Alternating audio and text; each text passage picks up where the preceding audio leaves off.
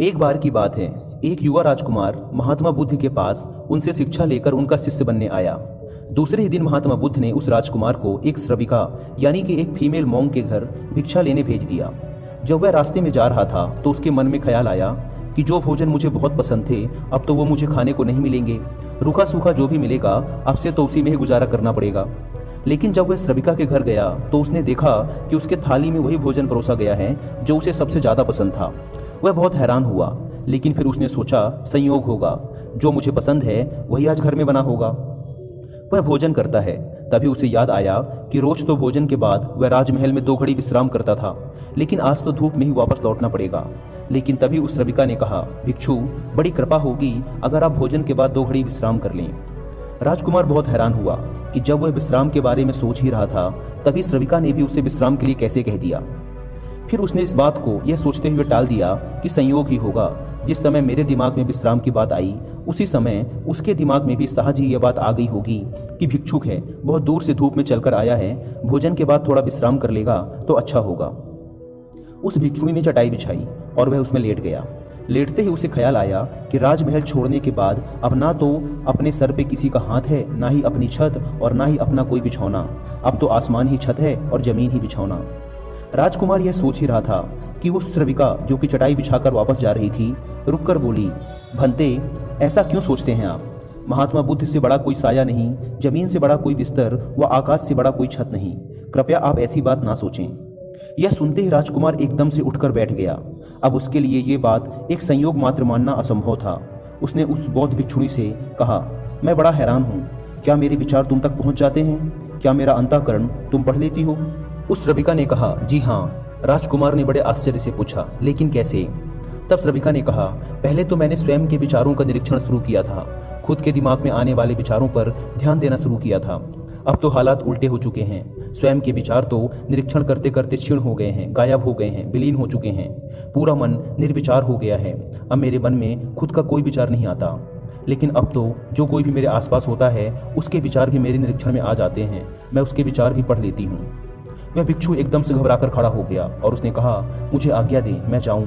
उसके हाथ पैर कांप रहे थे। उस श्रविका ने कहा, इतने घबराए हुए क्यों हो? इसमें घबराने वाली क्या बात है?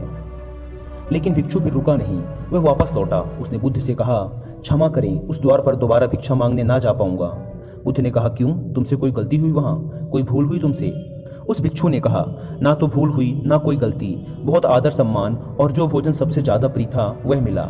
लेकिन वह जवान श्रविका दूसरे के मन के विचारों को पढ़ लेती है। यह तो बड़ी खतरनाक बात है, क्योंकि उस सुंदर जवान श्रविका को देखकर मेरे मन में तो काम वासना भी उठी थी, विकार भी उठा था, उसके लिए कुछ गलत विचार भी उठे थे। वो सब भी पढ़ लिया होगा उसने। अब मैं वहाँ कैसे जाऊँ?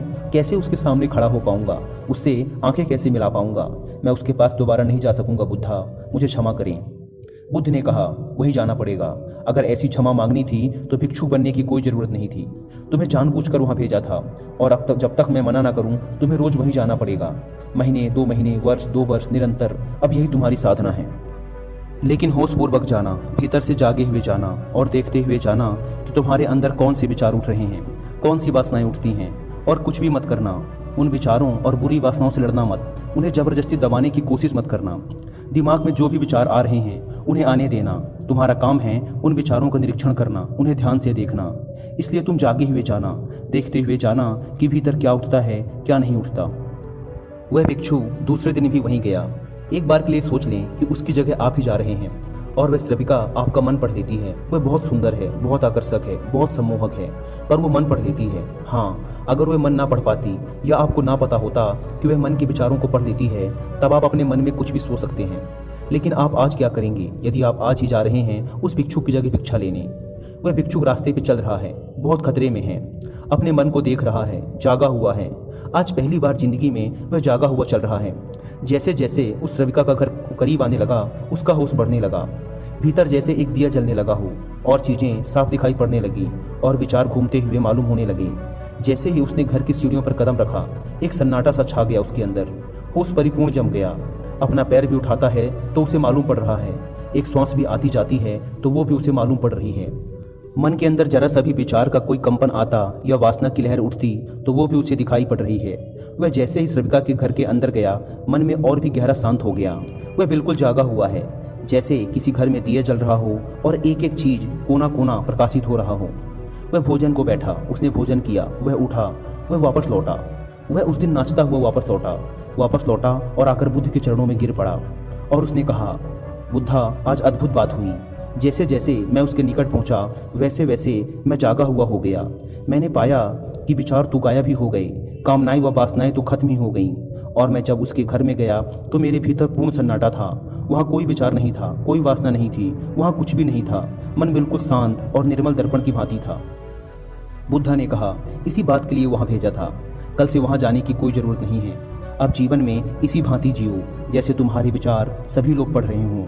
अब जीवन में इसी भांति चलो जैसे जो भी तुम्हारे सामने है वह तुम्हें जानता है, तुम्हारे अंदर देख रहा है, तुम्हारे विचारों को पढ़ रहा है। इसी भांति चलो और अंदर जागे रहो। जैसे जैसे जागरण बढ़ेगा वैसे वैसे विचार वासनाएं खत्म होती चली जाएंगी। जिस दिन जागरण पूर्ण होगा उस दिन तुम्हें जीवन में कोई कालिका, कोई विचार शेष नहीं रह जाएगा। उस दिन एक आत्मक्रांति हो जाती है। इस स्थिति के जागने को, इस चैतन्य के जागने को मैं कहता हूँ विवेक का जागरण। दोस्तों, इस कहानी से हमने सीखा कि यदि हम अपने दिमाग में एक बात को बैठा लें कि सामने वाले के बारे में हम जो भी सोचते हैं वो उसे पढ़ रहा है, उसे भी पता चल रहा है, तो हमारा दिमाग अपने आप किसी के भी बारे में बुरा सोचना कम कर देगा या बंद कर देगा। सोचिए, अगर आपको पता हो कि यदि आप किसी लड़की के बारे में गलत सोच रहे हैं और ये बात उस लड़की को पता चल जाएगी, तो क्या आपका मन ऐसी बातें सोचेगा? नहीं। दोस्तों, यदि हम इस प्रोसेस को कई दिनों तक करते रहे तो हम पाएंगे कि हमारा दिमाग विचार शून्य हो गया है। ये केवल वर्तमान में जी रहा है, वर्तमान की चीज़ों को देख रहा है, उसी का साक्षी है। हमारा दिमाग किसी भी चीज़ के बारे में अच्छी या बुरी राय बनाना छोड़ देगा। ये बस उस चीज़ को देखेगा, वो जैसी है उसे वैसा ही देखेगा। दोस्तों, अगर हम ये कर पाए तो एक बहुत ही शांति से भरी व होशपूर्ण जीवन जीने में सफल हो पाएंगे।